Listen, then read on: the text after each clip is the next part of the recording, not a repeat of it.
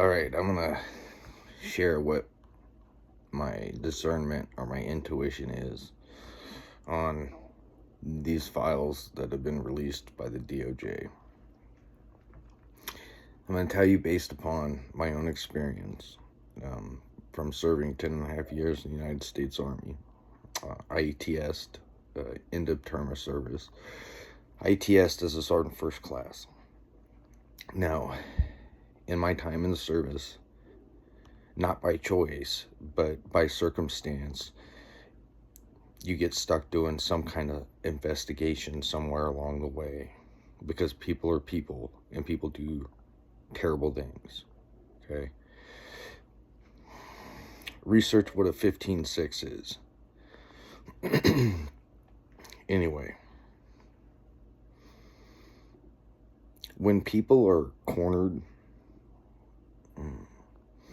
because they're stepping into a lighted area, and recall what Christ said, is that this is the condemnation, that light has come into the world, but the world did not recognize it because its deeds were evil. For fear of coming into the light, their deeds would be exposed. So, in that place, when someone steps into the light and they're exposed, my MOS was in the career management field of telecommunications. And so at first I was a line of sight radio operator, UHF and VHF. And that MOS was locked down where they weren't going to advance it anymore. And so getting promoted in that MOS would be a near impossibility. But once you've already put in 6+ years into a career management field, unless you get out of the service and have a break in service, like changing your career management field is not very likely, like even as a re-enlistment option. Like I'm telling you, because I went through this. Even staying in my same career management field, it was not an easy task. Had it not been for my character and for my record and for the things that I had done for my unit, I wouldn't have gotten what I did. But because I gave, I received. And so my career counselor for my unit, and that was his MOS in the Army, was retention. He was getting out. He was awesome. Sergeant Carson. He was an awesome guy. He always wore a zoot suit, man. Anyway, like a real zoot suit, like from The Mask. Like he had a yellow one like that too. I'm not kidding. And he had like an electric blue one. I don't know. Like he was an interesting guy. Anyway, he's the one that helped me and got me able to change my MOS. What I'm trying to tell you is that communications and military intelligence are joined at the hip. And so like wherever communications are, that's where military intelligence is also. So I had very many contacts and associates that were involved in military intelligence, some that were very good friends of mine. People that I lost downrange, that it still breaks my heart. Being in that arena is the secret stuff. Now, I'm not talking about the Black Ops secret stuff. I'm talking about the general secret stuff. And so, like, you become privy to things that other people aren't privy to just because you're friends with people. And you work in the same tactical operations center. And so you guys hear and see the same things. Being in that environment means that there were instances and experiences I had where I was required to do an investigation of sorts. And it's funny that when, and any law enforcement or detective can back me up in this, when you have information that the alleged guilty party, and they don't know what you have. They don't know what information the folder that you have in front of them, they don't know what's in there. That, and people start acting funny. They start fidgeting, they start sweating, they start stuttering, they get emotional. The inflection of their voice changes, and it borders hysteria. Controlled, but the frequency, the way that the hairs on the back of your neck stand up when you hear it, that's not something that most people need a piece of paper from an institution to say that they can interpret. Now, why I say that? I say that because the witness, my witness, watching Attorney General Pam Bondi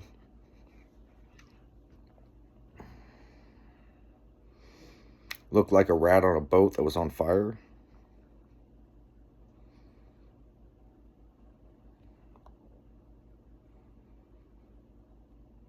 I don't know.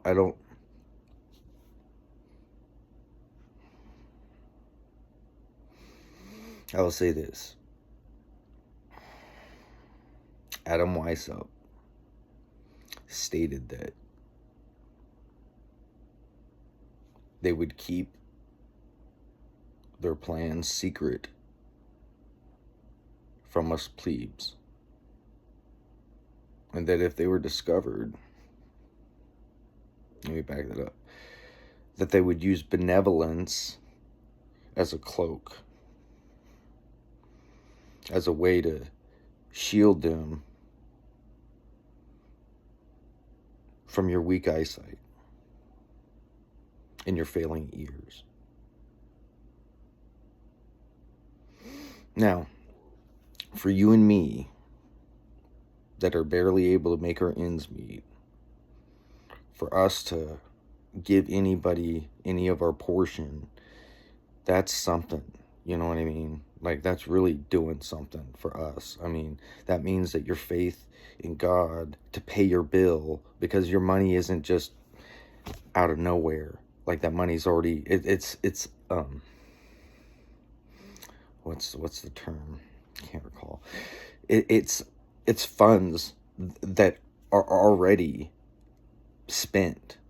And if you give them away, then those funds got to come from somewhere. That's not his story.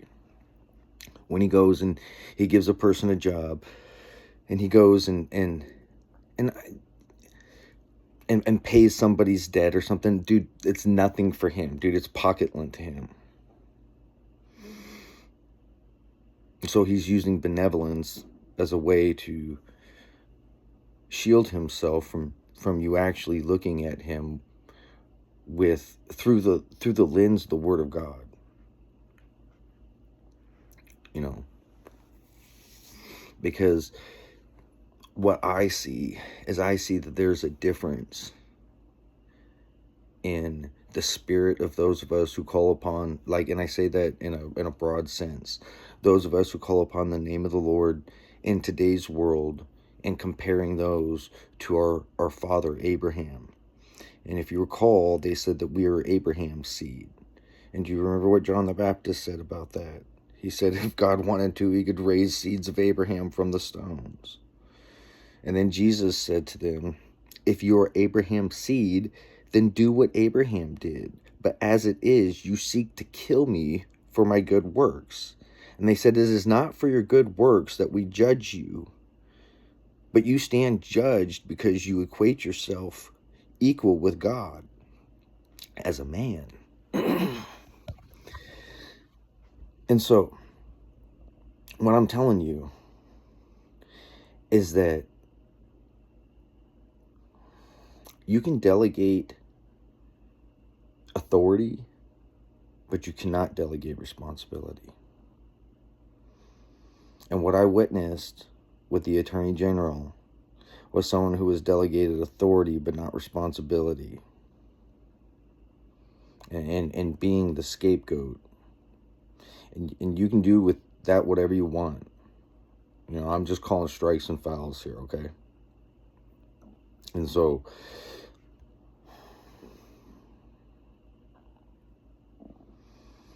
I think that the greatest, most full of wisdom words that the Lord our God in the flesh through his Son Christ gave to us were ask, seek, and knock.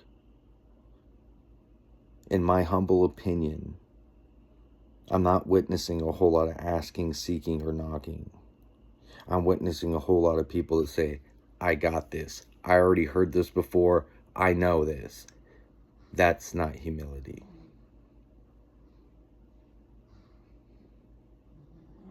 That's the opposite. It says that a man who cannot receive instruction is unfit for the kingdom. When I say Black Knight 1-8 out, that was my call sign when I was in Iraq. My last tour in Iraq, my platoon sergeant got fired because he was a douchebag.